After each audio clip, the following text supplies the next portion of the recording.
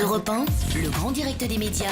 C'est tout comme. Jean-Marc Morandini. C'est tout comme avec Bastien Millot qui nous Bonjour. rejoint. Bonjour Et bon Bastien. anniversaire Jean-Marc. Merci, je crois que vous voulez vous intéresser justement aujourd'hui à notre émission. Et à vous en l'occurrence, parce que c'est pas tous les jours qu'on fête sa 2000e émission. C'est en 2003 que vous avez débarqué sur cette antenne pour accomplir de façon journalière votre métier de journaliste. Auparavant, vous étiez un peu cherché à travers la bande FM et avec Europe, vous avez trouvé enfin une vraie station pour accueillir vos prestations. Le but de l'émission, les auditeurs le savent, c'est d'explorer ensemble le joyeux monde de la télé. Chaque jour, vous nous annoncez donc quelles émissions font des pics d'audience et lesquelles coulent à pic, quels animateurs grimpent et lesquels dégringolent. Et en plus du sens de l'humour, vous nous servez la quintessence de la rumeur. Vous affichez donc 8 années à tanner les chaînes et les gens des médias. Dans nos studios, vous faites défiler toutes les stars du poste. Dès qu'une personnalité veut s'expliquer sur ses audiences un peu faiblardes, elle vous demande audience. Et chaque semaine, une brochette d'invités est passée sur le grill.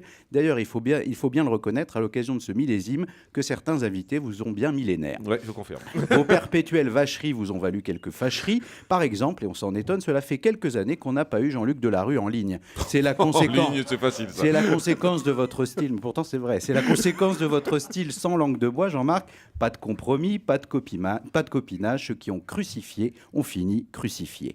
La méthode Morandini, c'est dégratigner le gratin, de castagner le casting. Mieux vaut séduire médiamétrie pour échapper à votre méga mépris.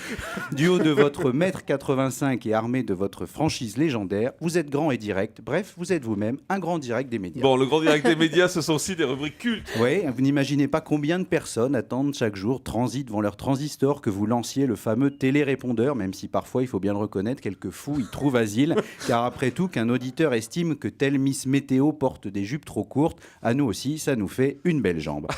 Rajoutez à ça les indiscrétions et toutes les infos inédites que Romain Ambro nous donne en bref, histoire de mettre un peu de buzz dans les épinards, sans oublier nos deux humoristes adorés, Willy et Mathieu, qui concluent l'émission en se fâchant avec la terre entière, en tapant au pif dans le paf. Vous n'imaginez même pas combien d'animateurs épinglés sont indignés par ma déniance. Bon, au final, Bastien, vous êtes quand même fier de participer à cette émission.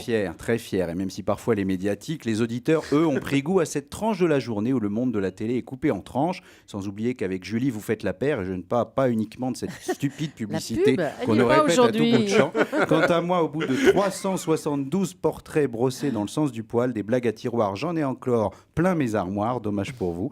Mon cher Jean-Marc, pour paraphraser une célèbre série des années 80, même si vous n'en êtes qu'à 2000, vous en avez encore sous le capot. Sur cette antenne, vous avez déjà fait 2 fois mieux que Vivaldi. Après 8 saisons, quelque chose me dit qu'avec vous, le PAF n'a pas fini d'être assaisonné. Merci beaucoup, Bastien. Vos portraits